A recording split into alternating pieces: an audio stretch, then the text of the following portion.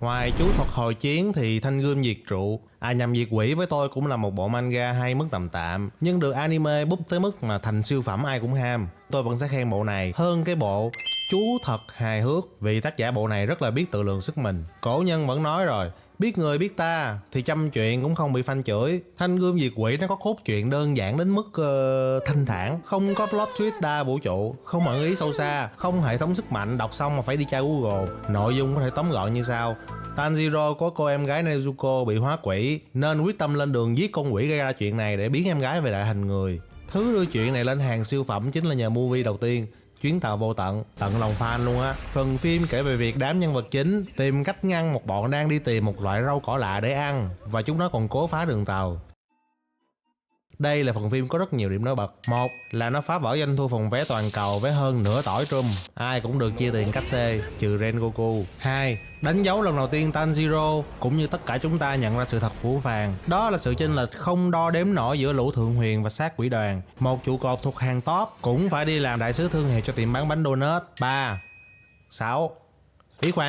3 là lần đầu xuất hiện của một trong những phản diện hot và được yêu thích bậc nhất của truyện, Thượng Huyền Tam Akaza, hay dân tình vẫn luôn nói vui là giám đốc nhân sự, chuyên đi săn đầu người, cả nghĩa bóng lẫn nghĩa đen cho công ty Muzan.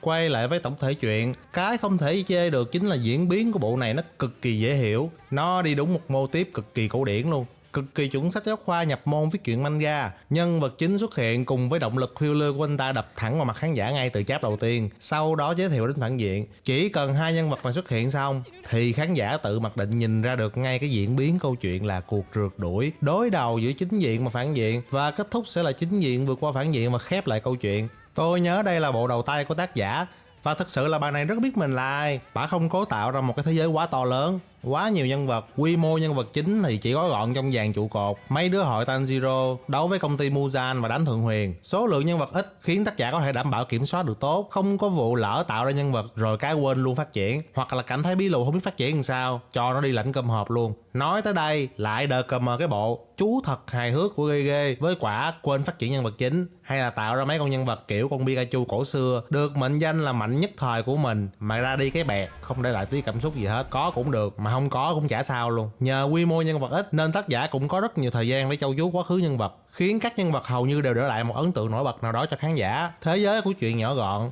đến hệ thống skill cũng bỏ vừa túi, mấy thuộc tính lửa gió các kiểu nó rất là dễ hiểu, cũng chẳng cần nói gì về tương sinh tương khắc bổ trợ gì nhau cho nó rườm rà. Nó không cố để bắt chước cái kỳ quan của giới shonen, đó là hệ thống sức mạnh như là hình tỷ thanh tờ. Nó đơn giản hóa để không dùng não cũng có thể theo kịp được. Người duy nhất trong cái chuyện này không có nhận ra là mọi thứ rất đơn giản, đó là Michael Muzan, bỏ cả ngàn năm đi tìm bỉ ngạn để rồi hóa ra nó chỉ nở vào ban ngày, lại còn có ngay ở sau nhà Tanjiro luôn mấy cây bờ lờ chứ. Bởi thượng đẳng quá cũng không có tốt, quen cái thói đạp vào nhà dân bằng cửa chính nên là đâu có thấy gì đâu. Muzan mà vào nhà Tanjiro bằng cửa sau thì chuyện nó end ngay từ chap 1. Nhưng mà từ từ đã, tác giả tính hết rồi, mọi thứ được xây dựng đơn giản á thì nghĩ sao con chùm thoát được. Muzan bố của đơn giản luôn, suy nghĩ và hành động không thể đơn giản hơn luôn. Nó chả cần lý tưởng con mẹ gì hết, không cần thao túng thế giới, không cần lắm tiền của đất đai, tạo ra mâu thuẫn của các tổ chức hay một câu chuyện quá khứ sầu bi vết thương lòng cần chữa lành gì hết. Chỉ đơn giản là một con quỷ muốn được đi tắm nắng, ngắm phố phường,